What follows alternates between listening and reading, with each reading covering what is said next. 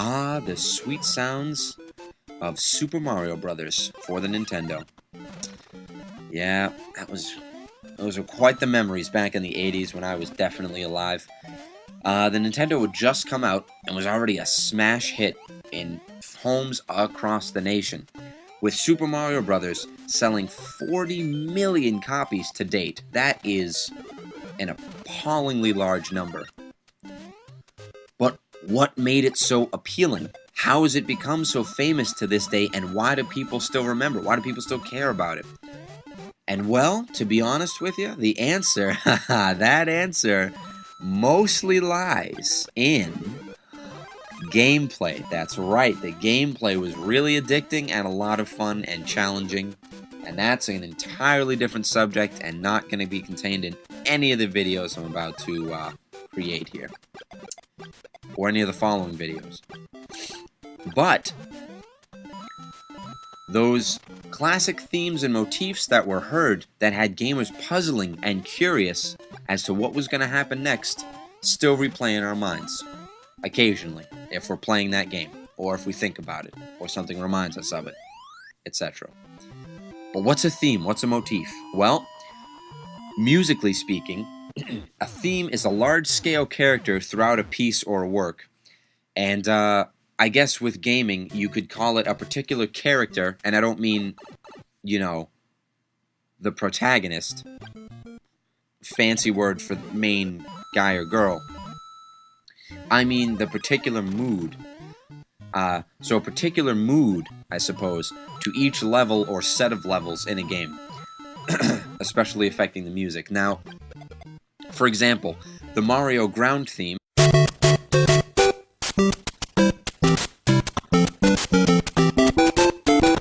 has a really upbeat, I suppose you could say happy type of feel to it, whereas the underground theme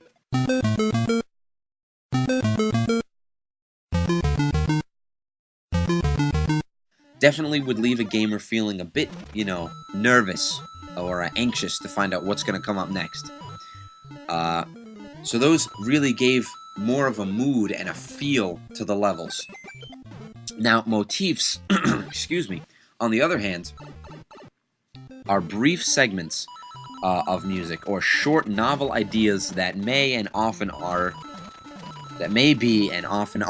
repeated. That was going to be really confusing to say.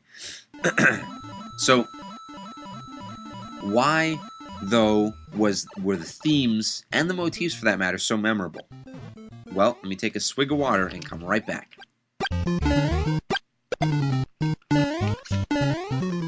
On a lot of different forums, gamers like to talk about what makes good game music. And one particular forum, one of the threads on the forum called Memorable and Effective Game Music, I'll put the link at the end in the credits. You can see a lot of gamers reflecting, and a lot of them say that they really enjoy a strong, simple melody. And Super Mario Bros. Had one of the strongest yet simplest melodies around at the time. It was very simple instrumentation, it was a very simple theme, and, just right off the bat, that ground theme that we listened to earlier, that plays through almost every level, except for the underwater ones, and, the dungeons and castles, etc. That theme sticks with you quite a bit. And so that's why, people remember that. And this sort of really brings up the argument, what does make good game music? What makes game music good? Well, that's open to opinion, and that is definitely a generational thing. Games these days don't necessarily have really memorable melodies. It just doesn't happen. And that's because there's so much to do in the gameplay, there's so many different actions, that the music sort of can take a back seat. Back in the platforming days, the 80s, when gameplay, while addicting and fun, was relatively simple, the music needed to be good to really enthrall the player.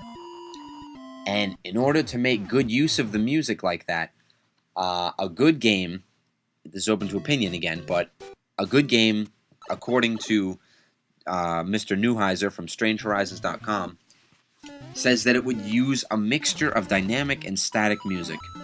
Dynamic music is music that's dependent on the player or system as a whole, and static music is music that plays regardless of the player's actions, or background music. So the static music for Super Mario Bros. Could be seen as the themes playing in the background, whereas the dynamic music would definitely be the motifs. Now, why don't we look into that a little bit more? Well, for the motifs of Mario, you could, I suppose you could classify them into a couple different categories. You could say power-up motifs, like the star motif.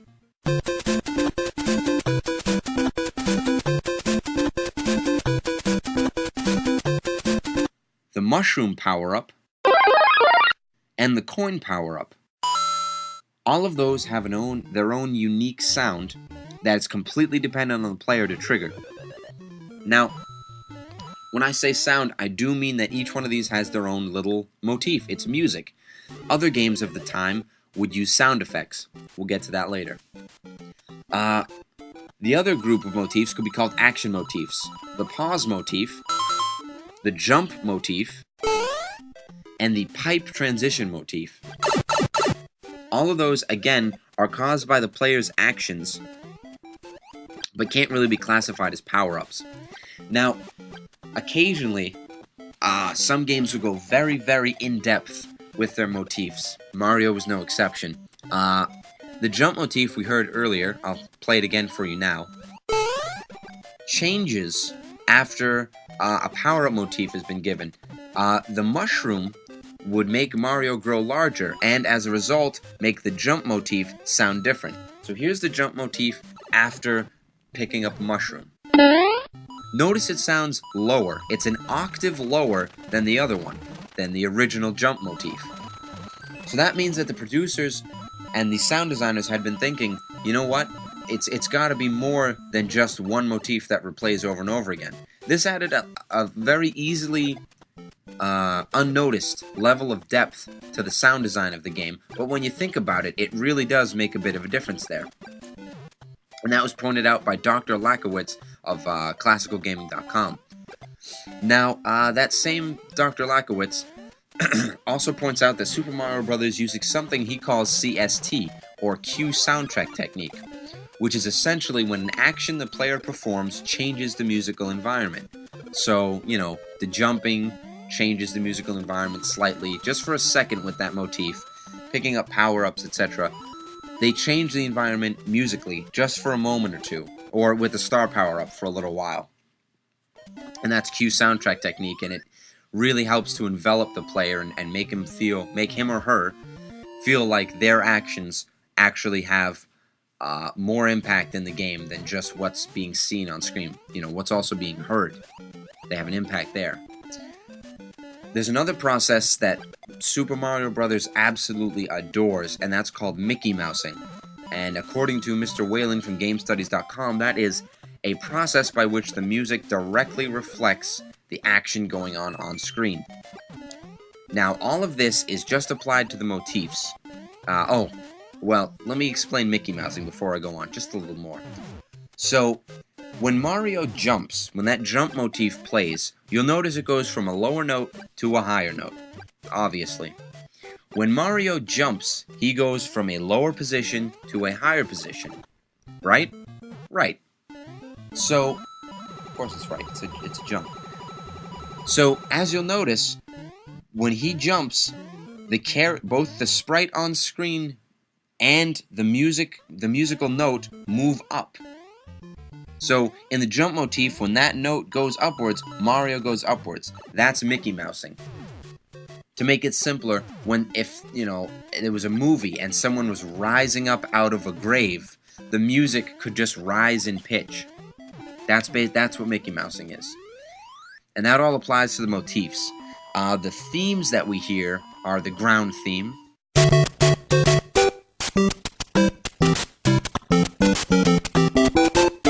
the underground theme,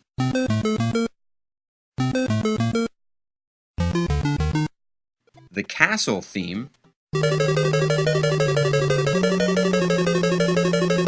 the speed up theme when the player is running low on time, and the underwater theme. It's important to note that the speed-up theme could be thought of as a motif. However, since afterwards the music reflects that, I suppose it would be a theme all on its own, because it's sort of just the introduction. The speed-up theme, once played, after that the music just goes faster to give the player a sense of urgency. How does that all fit together? How does that work? Well, Super Mario Bros., coupled with great addicting gameplay, the musical elements that are coupled with that great addicting gameplay really made the actions stick out to the player. In other words, think about it like this. Would Super Mario Bros. Really be as memorable if there was no music whatsoever? No completely soundless game? Of course it wouldn't. Not even the motifs were there. Completely soundless. No music, no jump motifs, no nothing. No motifs at all. Whoa, completely, you'd be done with that game in 5 minutes. You wouldn't want to touch that ever again.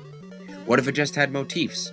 What if it just had the jumps and the coins and the power-ups, but no theme music? No level music? That'd be boring.